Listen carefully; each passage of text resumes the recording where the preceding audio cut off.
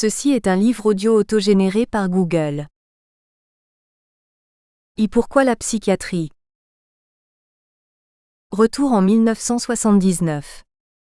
J'avais choisi Quimper pour y faire mon stage interné. Écho cocasse avec la psychiatrie, stage de fin d'études en médecine d'alors, dans le vieil hôpital Laennec qui jouxtait l'hôpital Étienne Gourmelin. La psychiatrie voisine fascinait, nous étions 3 à vouloir franchir le pas, Hervé Hubert, Carole Vincent et moi-même, intéressés par la condition des fous, la question politique de l'enfermement et par l'étrangeté de la déréalité.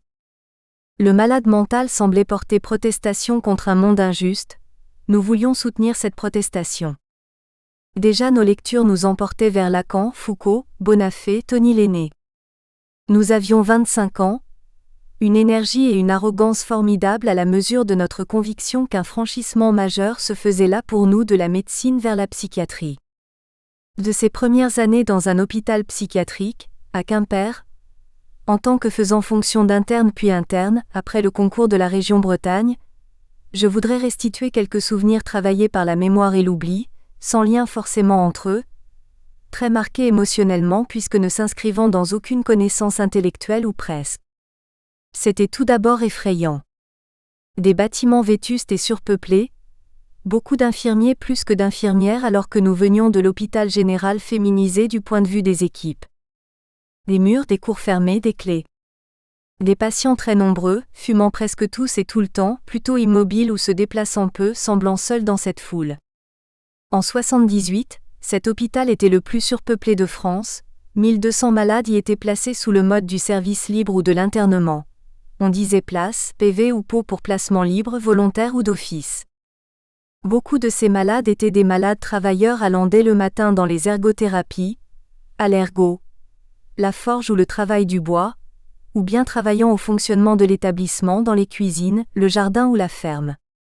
Certains étaient les boys, et composaient une domesticité chez les médecins-chefs tous logés sur le site, sur un mode d'allure coloniale. Un médecin-chef nous dira plus tard, ce sont eux qui ont élevé mes enfants, signifiant par là même qu'un patient qu'il ne laissait pas sortir du fait de sa maladie pouvait non seulement cohabiter durant la journée avec ses enfants, mais assurer aussi l'essentiel de leur vie quotidienne et veiller sur eux. Il faut dire que la hiérarchie des postes de travail était forte, le boy tenant le haut du panier bien sûr.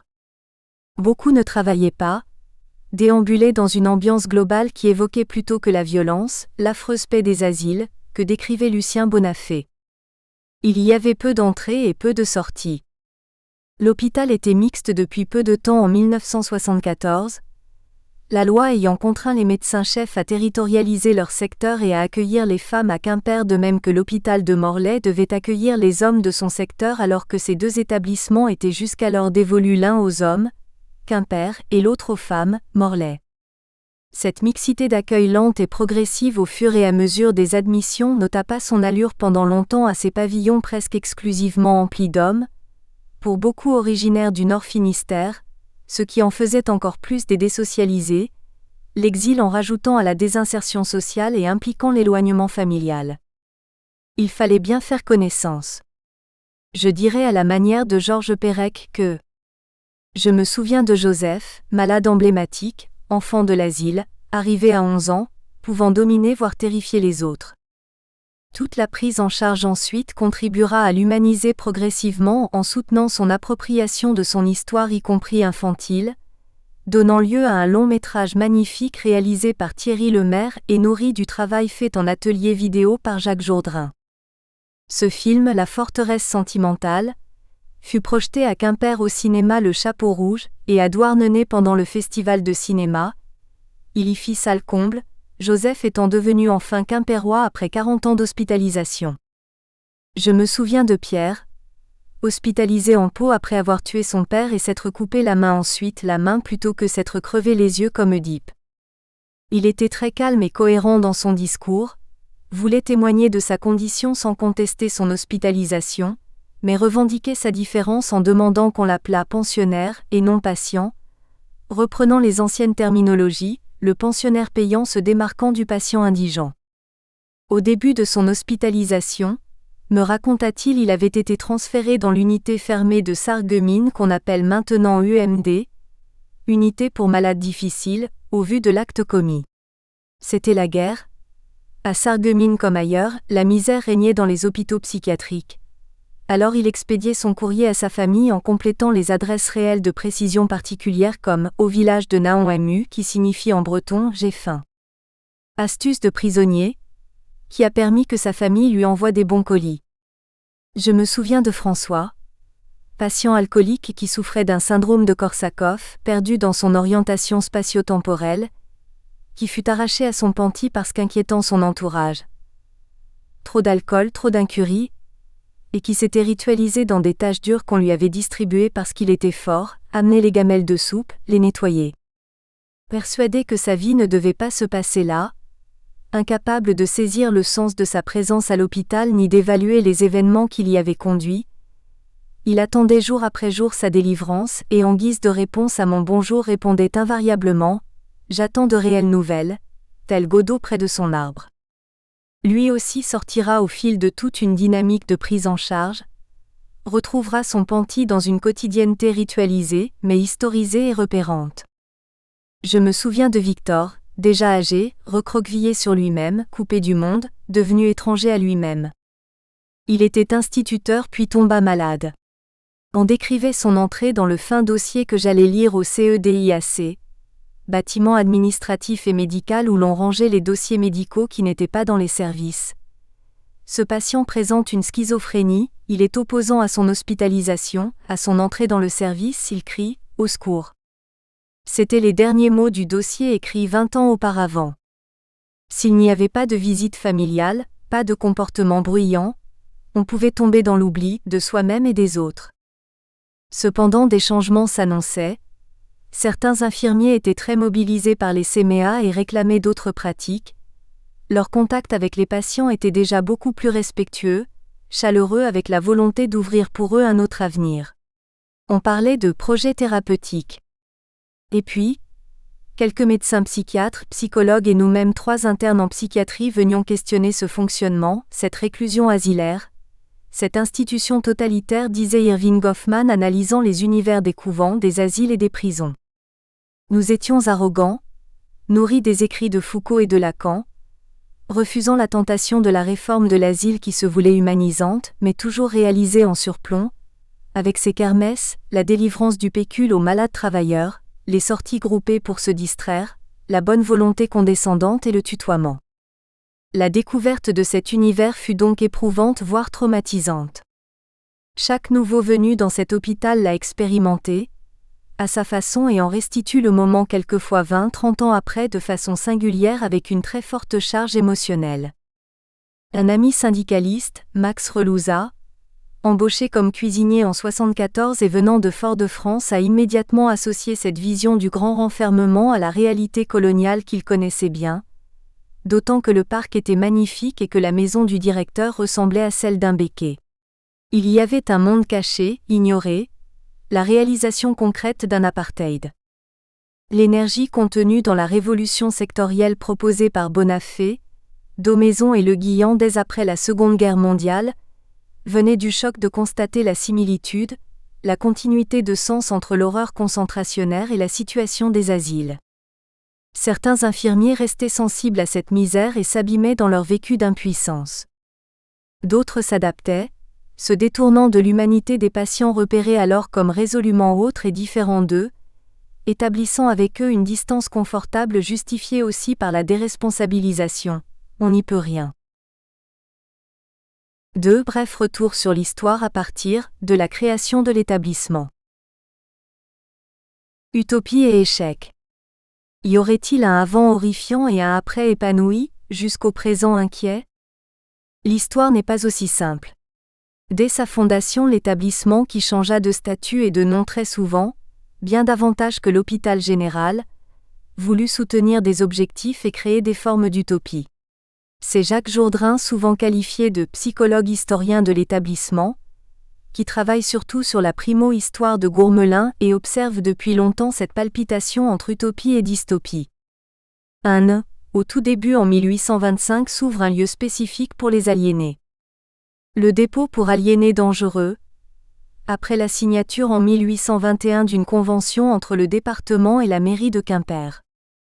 Ce sont les religieux de l'ordre de Saint-Jean-de-Dieu qui en eurent la responsabilité pendant 2 ans, avant de partir. En 1827 donc, il s'agit du seul établissement public disposant du statut de dépôt départemental d'aliénés. Ce qui était soutenu, c'était bien la prise en compte spécifique d'une population particulière auparavant reléguée dans les prisons, et l'hospice. 2. À partir de 1836, sous la direction de Follet, qui a vécu sous la Révolution de 1830 et qui a sûrement rencontré la Hennec, l'établissement s'agrandit avec la création d'un pensionnat puis en 1843 du bâtiment administratif, symétrique de celui du pensionnat. Il s'agissait bien de faire vivre l'utopie d'une maison de santé pour des hôtes payants, le médecin directeur et le personnel administratif vivant à côté en bonne intelligence. Rappelons que les asiles psychiatriques sont créés en 1836, 2 ans avant la fameuse loi de 1838 réglementant l'organisation des soins en psychiatrie. Il existe alors 7 établissements publics en France dont 7 asiles Saint-Athanase à Quimper, seul en Bretagne. 3. En 1854 Baume, gendre de Follet, devint le nouveau directeur et promut en 1857 une grande politique d'expansion dans une idéologie d'autosuffisance avec une activité agricole et une autre semi-industrielle, la briqueterie. Rêve de gloire, participation à l'exposition universelle, visite de MacMahon, volonté pionnière, par exemple la création d'une ferme modèle puis de soins par l'hydrothérapie. En 1878 est construit le bâtiment qui deviendra la C6 comme asile modèle. 4. Le déclin vient vite pourtant avec le départ de Baume et la récurrence de la plaie de ces établissements, le surencombrement. Sous la direction de Lagriffe sera créée la fameuse Palmeraie, d'après le modèle du Jardin botanique de Bordeaux. Fallait-il tenter de masquer la misère? On bâtit le bâtiment B3 sur le modèle de la C6, et un haut mur sépara désormais la maison du directeur, de ce bâtiment B3 où s'entassaient les patients. C'est la fin de l'utopie d'une certaine cohabitation entre les uns et les autres, et la réalisation d'une franche discrimination entre 2 mondes. 5. Si on connaît les ravages de la Seconde Guerre mondiale sur la population psychiatrisée, on sait moins qu'en 1918 on comptait 300 morts à Saint-Athanase.